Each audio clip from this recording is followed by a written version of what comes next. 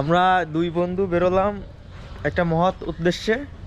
এটা হলো নিলামের গাড়ি কিনতে। আমাদের খুব শখ, দুইকে আমরা বেরোয় পড়ছি খুলনা মেট্রোপলিটন যে কার্যালয় তার সামনে থেকে নিলামের গাড়ি কিনতে। দেখা যাক শেষ পর্যন্ত কি হয়, কিনতে পারি কিনা।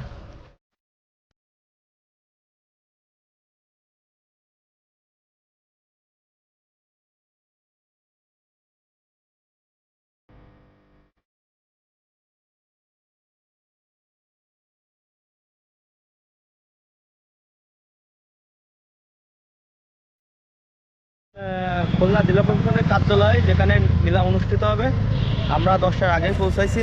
এখন দেখা যাক ওখানে গিয়ে কি পরিস্থিতি হয়।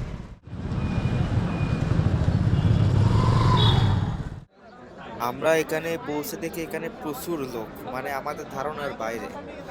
জিনিস বেশি ছিল না, কিন্তু লোক বেশি। মোটরসাইকেলগুলোর পিছনে তো রীতিমতো ভিড় জমে গেছিল। তবে গাড়ির কন্ডিশন ছিল খুবই খারাপ। হাতে কোনো দু একটা গাড়ি বাদে অধিকাংশ গাড়ি মানে কেনারই যোগ্য না।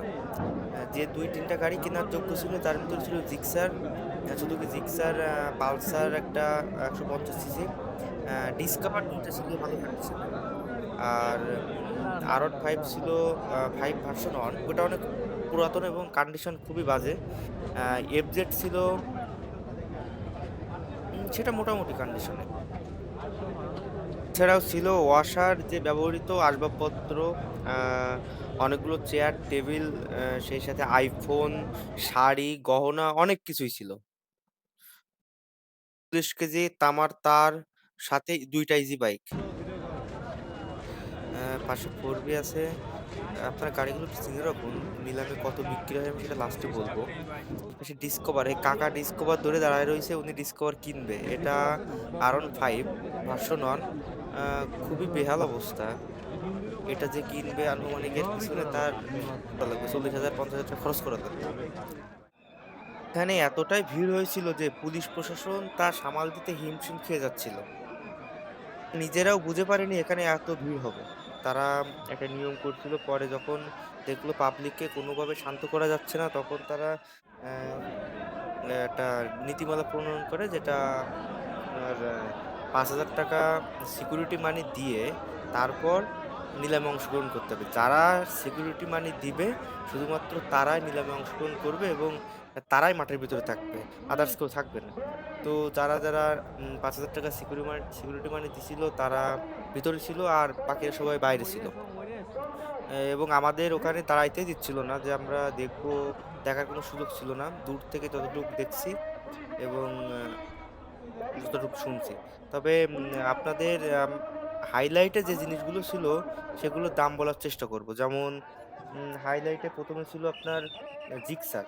জিক্সারটা বিক্রি হয়েছিল 95,000 টাকা।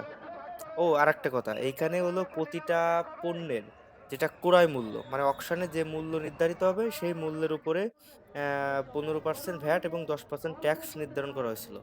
অর্থাৎ আপনার প্রতিটা পণ্য যে টাকা দিয়ে কেনা হবে তার উপরে 25% ভ্যাট এক্সট্রা টাকা দিতে হবে এবং সাথে সাথে সেটা পরিশোধ করতে হবে।